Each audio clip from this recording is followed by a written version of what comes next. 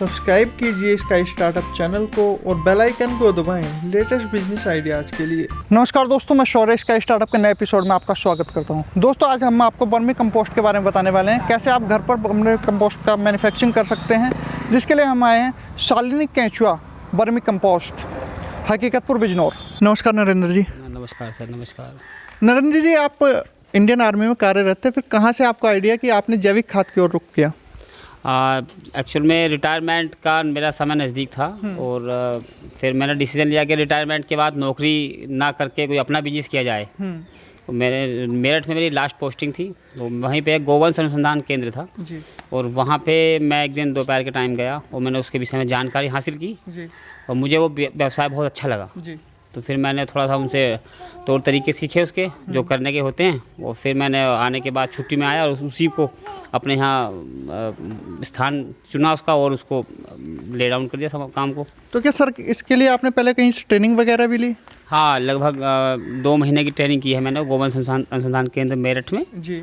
और वो भी जो जिस तरीके से वर्किंग होती है वहाँ पे प्रॉपरली उन्होंने मुझे सिखाया, बड़ा अच्छा मुझे लगा और मुझे बहुत इंटरेस्ट हुआ और फिर मैंने वो अपना ग्राउंड में अपने यहाँ इस तरीके से अप्लाई कर दिया और रिजल्ट आपके सामने है। जी जी।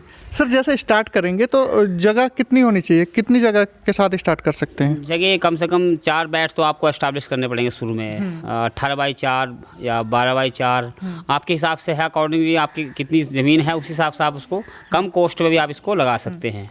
अगर सर जैसे आप बता रहे हैं 18x4 के बेड होने चाहिए, और ज़्यादा चौड़े क्यों नहीं होने चाहिए? ज़्यादा चौड़े में थोड़ा दिक्कत आती है, हम उसको कम ईजिली कर नहीं पाते। मतलब खाद को हमें इधर से उधर करना है या कैंचियों को भी डिस्ट्रीब्यूट करना है या पानी भी करना है तो उसमें थोड़ा दिक्कत आती है। जी। 3 बाई 2.5 बाई के बीच में जो गैप होता है उसको फिर वो कवर कर पाते हैं। सर जैसे हम देख पा रहे हैं कि आपने सीमेंटेड सीट बनवा रखे हैं, पूरे बेड जो है सीमेंटेड हैं। इसमें क्या प्लास्टिक बैग के द्वारा नहीं बना सकते? वो भी काफ़ी एडवर्टाइजमेंट आता है कि आप प्लास्टिक बैग कहीं भी रख सकते हैं, तो वो कैसे होते हैं? प्लास्टिक बैग भी हैं बट में सक्सेस नहीं है। प्रॉब्लम ये है, प्रॉब्लम पक्की में ये है कि एक वो स्टैटिक हो गया, परमानेंट हो गया। प्लास्टिक में बार बार हम इसको खाद को ना बनाने के जब खाद प्रिपेयर होता है तो उसको बार बार खाद को पलटते हैं छोटे वाले इस पलचे से। तो जब पलटता है वो होता है तेज धार का, अब बार बार पलटेंगे तो कभी ना कभी वो उसमें लग जाएगा और वो डैमेज हो जाएगी। जी। अब पक्की बैट है तो कहीं भी लगे कोई प्रॉब्लम नहीं, तो उसमें कोई समस्या नहीं आती। थोड़ा फर्स्ट में खर्चा पड़ जाता है लेकिन वो लाइफ टाइम हो जाता है। तो क्या सर इसमें बीच बीच में मेंटेनेंस वगैरह भी करनी होती है? कुछ मेंटेनेंस तो हर 2 दिन में पर डे भी मेंटेनेंस करना पड़ता है। इसको पानी देना है, शाम के टाइम पानी देना है, गर्मी में 2 बार देना है और सर्दियों में 1 बार पानी देना है। जी। और इसको ढक के रखना है और इसको बार बार इधर से उधर करना है। क्या सर मौसम वगैरह का भी कोई फ़र्क पड़ता है इस पे? गर्मी में थोड़ा वही है कि खाद को थोड़ा ढक के रखना है ताकि ये जो गर्मी हवा चलती है लू, जी, उसकी हवा उसी को ना लग पाए, सूखता है ये। हाँ। अगर ढक के रखेंगे, चाहे आपके पास तिरपाल हो या कोई पुराली से ढक दो, पाती से ढक दो, बहुत से साधन है ढकने के, गज्जे इकट्ठे होते हैं उससे ढक दो, लेकिन ढकना बेस्ट होता है क्योंकि अंधेरे में एक केचुआ एक्टिव होता है ज़्यादा। नरेंद्र जी, जैसे हम देख पा रहे हैं कि आपने जो बेड बनाए हुए हैं उसके ऊपर टीन लगाई हुई है, जी। क्या ये खुले मैदान में नहीं लगा सकते? क्या टीन के बिना भी काम कर जाए, कोई भी खेत वगैरह में लगा ले? वो लगा सकते हैं खुले में, लेकिन खुले में ना तो इसकी क्वांटिटी और क्वालिटी में फ़र्क पड़ जाता है क्योंकि ढकी हुई चीज़ में अच्छा शाइनिंग आएगी और अच्छी पावर बनेगी खाद की। खुले में रहेगा तो धूप पड़ेगी, साफ रात को ओस पड़ेगी तो वो बनाएगा लेकिन वो बात नहीं आ पाएगी जो आनी चाहिए। फिर बाहर खुली चीज़ में कोई जानवर भी आए, कुत्ता भी वगैरह आए या कोई खुला हुआ पशु है वो ख़राब कर देगा उसको। ढका हुआ है तो आपके मतलब अंडर स्टडी में है वो, तो वो एक अच्छी चीज़ है। सर जैसे सेटअप तैयार कर दिया, बेड वगैरह लगा लिए, टीन वगैरह लगा ली, उसके बाद क्या प्रोसेस है इसमें? क्या पहले नीचे कुछ खाद वगैरह डाल देंगे, गोबर वगैरह, या कुछ और भी प्रक्रिया है? पहला फर्स्ट में हमें अपना ये पक्की बैट बना ली है। बैट बनाने के बाद हमें एक अलग जो पशुओं का गोबर होता है उसको हम एक कूड़ी में इकट्ठा करते हैं, एक गहरे गड्ढे में। वहाँ पे उसको कम से कम 15-20 दिन का गोबर इकट्ठा हो जाएगा तो उसमें पानी चला देंगे।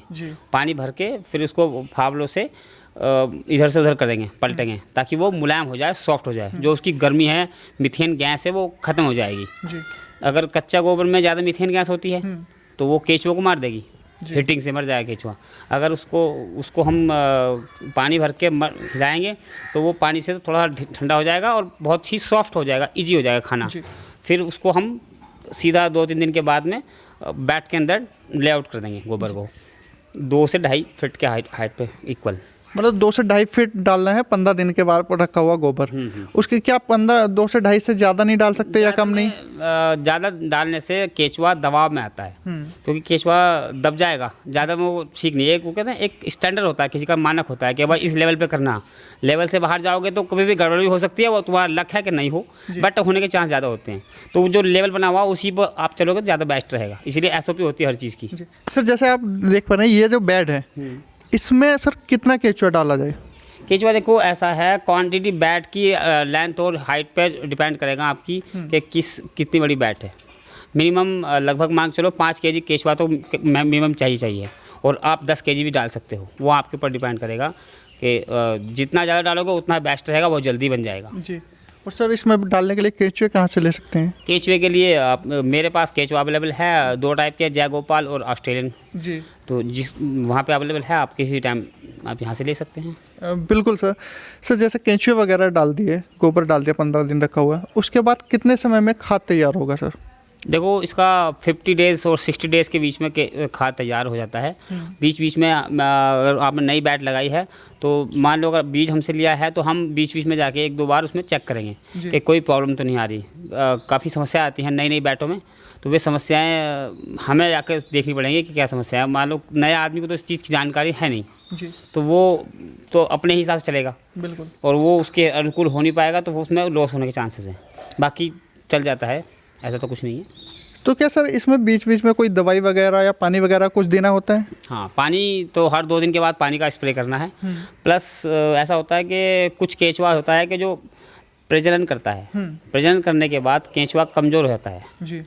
ये है कि केंचुए को मजबूत करने के लिए मुझे अंडों का घोल करके स्प्रे करना है इसमें जी। मेन चीज़ है। लगभग 1 ट्रे अंडे फोड़ के बाल्टी में कर लो और उसमें पानी डाल के घोला लो। उसके बाद अपना कैन से उसको स्प्रे कर दो जी। स्प्रे करके ढक दो उसको जी। 4 या 6 या 1 हफ्ते के बाद फिर उसको चेक करोगे कि उसका कुछ प्रोसेस हुआ। जो केंचुए प्रेग्नेंट हैं, जो डिलीवरी कर चुके हैं, उनमें बहुत प्रोग्रेस हो जाएगी। उसके बाद अगर लग रहा है कि परसेंटेज कम हो रही है, फिर हमें क्या गुड़ जो होता है, गुड़ वेस्ट गुड़ होता है ना जी। उस वेस्ट गुड़ को बाल्टी में रात को भिगो कर रखो, सुबह को उस गुड़ का स्प्रे कर दो। जी। ये 2 चीज़ करोगे आप तो आपका 100% रिजल्ट आएगा। सर जैसे आपने बताया कि अंडे और गुड़ का घोल का स्प्रे करना है, ये कितने अंतराल से करना होगा, ये कैसे पता चलेगा? हाँ, लगभग नई बैट में तो 15 दिन या 20 दिन के अंतर से कर दो जी। एक बार, और जो पुरानी बैट है मेरी तो उसमें लगभग 1 महीने के बाद 1 बार कर देते हैं। सर इसमें कोई सावधानी भी रखनी पड़ती है क्या, केंचुआ मरने का खतरा हो वगैरह? हाँ, सावधानी ये है कि ऐसा है कि लोग बाग यूरिया खाद इस्तेमाल करते हैं अधिकतर। इस यूरिया खाद इससे बचना चाहिए। यूरिया खाद इसके पास नहीं जाना चाहिए। अगर यूरिया खाद जरा से चला गया तो वहीं से केंचुआ को गलाना शुरू कर देगा वो। प्लस ये सावधानी यही है कि ध्यान रखना रात में कोई कुत्ता उत्ता ना चढ़ के पंजे से खोद दे तो केंचुआ बाहर कर देगा, वो मरने के चांस ज़्यादा होते हैं। बिल्कुल। सेफ्टी आपको रखनी, धंधा वहाँ करना चाहिए जहाँ आपकी निगाह रहे। बिल्कुल सर। क्योंकि कोई भी चीज़ कहीं पड़ी है तो उसका कोई मालिक नहीं, जब तक वो पड़ी है तो किसी के हाथ में, जिसके हाथ आ गई उसकी है। बिल्कुल। आपकी निगाहों में के सामने सामान होना बहुत ही ज़रूरी है, तभी आप कुछ कर पाओगे। बिल्कुल सर। जैसे स्टार्ट करते हैं तो कहीं हमें रजिस्ट्रेशन वगैरह भी कराना होता है MSME में या कहीं और? रजिस्ट्रेशन के लिए मैंने एक पहले रिटायरमेंट से पहले इसका रजिस्ट्रेशन MSME में कर दिया था जी। और रजिस्ट्रेशन नंबर मेरा लिखा हुआ है MSME के थ्रू, जी। और रजिस्ट्रेशन करा के अपना जो ऑफिस है वहाँ पे बिजनौर में, वहाँ पे एंट्री करा दी है। इसकी किस्त कटती है कुछ रसीद की, वो करा के बस। तो क्या सर जैविक खाद बनाने के लिए कोई सरकार के द्वारा भी प्रावधान है, कोई सब्सिडी वगैरह का भी योजना है? हाँ, सब्सिडी है। अगर आप मान लो लोन के लिए अप्रूवल कर रहे हैं तो खादी ग्रामीण उद्योग से आपको एक वो चेक कर लेंगे, रजिस्ट्रेशन, आपका रजिस्ट्रेशन नंबर और आपके आधार कार्ड लेके, और वे केस फाइल पुटअप करके बैंक को थ्रू कर देंगे जो आपके नियरेस्ट ब्रांच होगी, और वहाँ से फिर बैंक मैनेजर के अकॉर्डिंगली आपका लोन पास हो जाएगा। जो सब्सिडी होगी इसमें शायद 60% के आसपास, 60-40 के आसपास, क्योंकि 2 टाइप की सब्सिडी आती है इसमें, प्रधानमंत्री जैविक सब्सिडी और एक है मुख्यमंत्री। तो वो आपके ऊपर डिपेंड करेगा आप कौन से में अप्लाई करना चाह रहे हैं। प्रधानमंत्री में ज़्यादा है, मुख्यमंत्री में शायद 25% के आसपास है, और प्रधानमंत्री में 60% है। इस हिसाब से है सब्सिडी। जी। और सर कोई नया व्यक्ति स्टार्ट करना चाहे तो उसे शुरुआत में किन बातों का ध्यान रखना होगा? फर्स्ट में पहले आप पूरा विचार कर लीजिए कि मुझे बिजनेस करना नहीं करना। जब तक आप अपने आप को संतुष्ट नहीं करोगे बिजनेस नहीं हो सकता। पहले अपने आप को संतुष्ट कीजिए हाँ कि मुझे बिजनेस करना है, फिर आप डिसीजन ले लोगे हाँ मुझे करना है, तब फिर आप एक कदम आगे बढ़ाएं और फिर हम खड़े हैं आपके साथ में, आपका पूरी हेल्प करेंगे। और सर अगर बेचना हो तो बेचा कैसे जाइए? बेचने के लिए मेरा जाल है, इतनी मार्केट है बहुत, आप कहीं भी बेच सकते हो। मार्केट लोकल में किसान बहुत ले रहे हैं, ये नर्सरी है इतनी, सभी हाथों हाथ सामान बिकता है। बिल्कुल सर। आप लगाइए, सारा सामान मैं खरीद लूँगा, मेरा पास इतना, मैं खुद लोन पे लाता हूँ। सर जैसे हम देख पा रहे हैं ये आपका अच्छा खासा सेटअप है, इस ऐसा सेटअप बनाने में कितनी कॉस्ट आ जाएगी? लगभग 3-4 लाख रुपये। 3-4 लाख रुपये। नरेंद्र जी, ये बनाने के बाद पैकिंग वगैरह कैसे करते हैं और ये कैसे बेच सकते हैं इसे? पैकिंग एक्चुअली में ये खाद छन जाएगा, छना के जब जैसे ये बन गया, बन के हम उसको जो ऊपर का फिल्टर होके दूसरी तरफ ढेर लगा देते हैं। उस ढेर को फिर हम छनवा के फिर पैकिंग करते हैं। अपना खुद का पैकिंग बैग है, 5 केजी, 10 केजी, 25 और 40 केजी की सुविधा उपलब्ध है।